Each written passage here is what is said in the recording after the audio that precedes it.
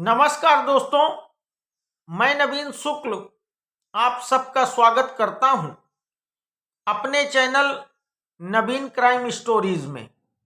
दोस्तों सोचिए, जिस घर में सुबह कभी मां की आवाज से होती थी, पिता काम पर निकलते थे और बहन हंसते हंसते कॉलेज जाती थी, उसी घर की जमीन के नीचे तीन ऐसे राज छुपे हुए थे जिन्होंने पूरे कर्नाटक को हिलाकर रख दिया। क्योंकि इस कहानी में कातिल कोई बाहर का नहीं बल्कि उसी घर का बेटा था। आज की कहानी है दोस्तों कर्नाटक में हुए ट्रिपल मर्डर की। दोस्तों यह मामला है कर्नाटक के विजयनगर जिले के कोट्टूरू कस्बे का। एलबी कॉलोनी में एक छोटा सा किराए का मकान और यहीं रहता था भीमराज का परिवार। भीमराज छोटे स्तर पर काम करते थे, ज्यादा कमाई नहीं थी उनकी, लेकिन उनका घर सम्मानजनक तरीके से चल रहा था मित्रों। पत्नी जयलक्ष्मी घर संभालती थी, बच्चों को जोड़कर रखने की कोशिश करती थी। बेटा अक्षय कुमार शांत स्वभाव का लड़का था, भविष्य को लेकर परेशान रहता था और सबसे छोटी थी इस घर में, इस परिवार में अमृता, कॉलेज जाने वाली सपनों से भरी लड़की। दोस्तों बाहर से ये परिवार तो सामान्य लगता था, लेकिन अंदर ही अंदर कई दबे हुए सवाल पल रहे थे। पिछले कुछ महीनों से घर में छोटी छोटी बातों पर बहस शुरू हो गई। पैसों को लेकर, अक्षय के कैरियर को लेकर और अमृता की आजादी को लेकर। भीमराज चाहते थे कि उनके बच्चे उनकी बात माने।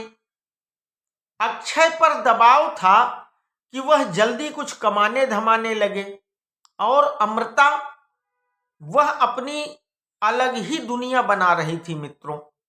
मोबाइल, हर वक्त मुस्कुराना, छुप छुप कर बातें करना, सब कुछ बदल रहा था।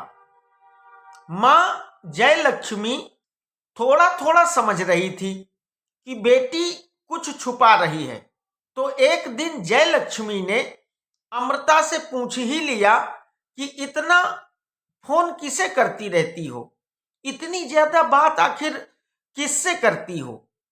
अमृता पहले तो चुप रही मित्रों, फिर धीरे से मां से बोली कि मां, मुझे किसी से प्यार हो गया है।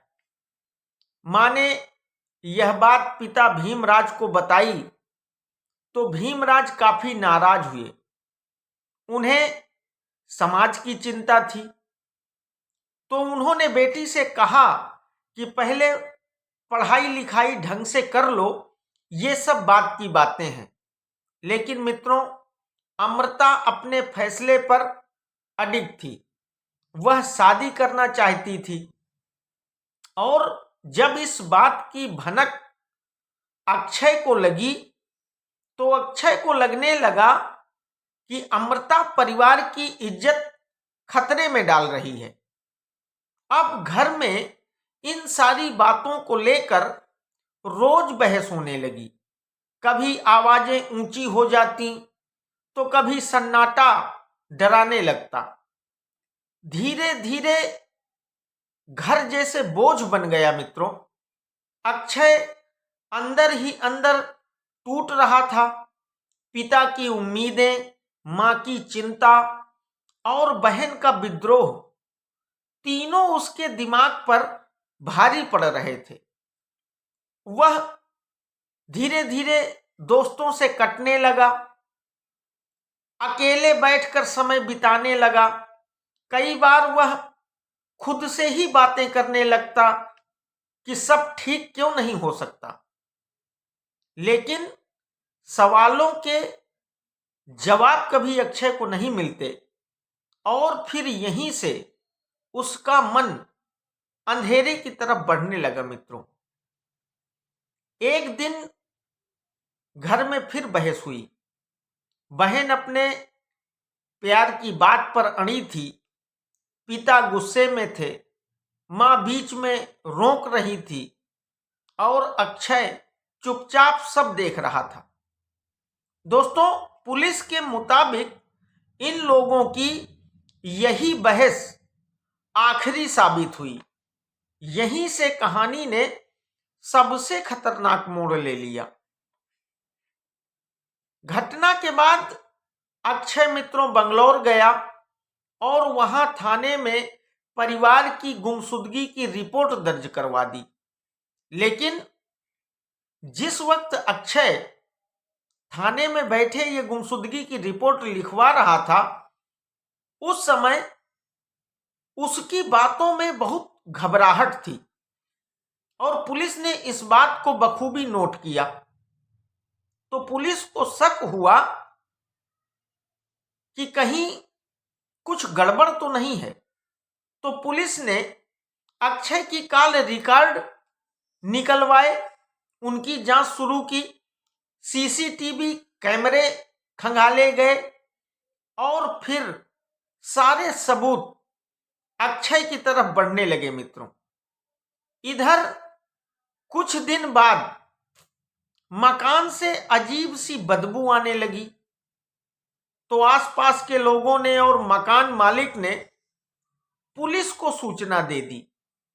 पुलिस ने मौके पर पहुंचकर जांच शुरू की और जब घर की खुदाई शुरू हुई तो घर से 300 बरामद हुए। मित्रों, घर से 3 लाशें मिलने के बाद पूरे इलाके में हड़कंप मच गया। मित्रों, आसपास के सभी लोग सन्न रह गए। अब पुलिस ने अक्षय से सख्ती से पूछताछ शुरू की तो अक्षय टूट गया। मित्रों, उसने बताया कि घर का तनाव उसे अंदर से खाए जा रहा था। बहन का प्रेम प्रसंग, पैसे, भविष्य, ये सब चिंताओं ने मिलकर मेरी जिंदगी को नर्क बना दिया था और फिर इसी टेंशन में मैंने गलत रास्ता चुन लिया। दोस्तों, अक्षय ने पुलिस को बताया कि अंतिम दिन जब पिता से बहस हो रही थी तो मां बीच बचाव कर रही थी और बहन अमृता भी वहीं पास में आकर खड़ी थी। बात धीरे धीरे बढ़ते बढ़ते इतनी बढ़ गई मित्रों कि अक्षय बहुत ज्यादा गुस्से में, आवेश में आ गया और उसने इसी आवेश के कारण तीनों पर हमला कर दिया।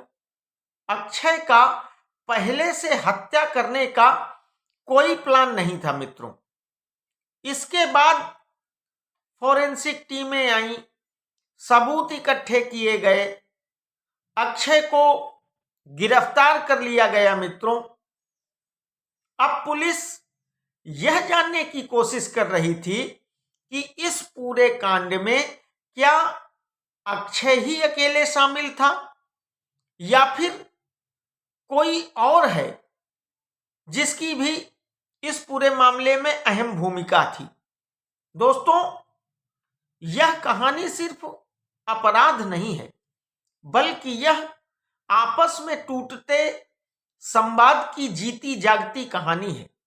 जहां आपसी बातचीत बंद हो जाती है, वहीं से हिंसा जन्म लेती है। मित्रों, यह केस हमें सिखाता है कि परिवार में आपस में खुलकर बात करना कितना आवश्यक है। मित्रों, अपराध कभी भी दोस्तों अचानक नहीं होता, वह पहले दिमाग में पलता है, फिर जाके हाथों में उतरता है।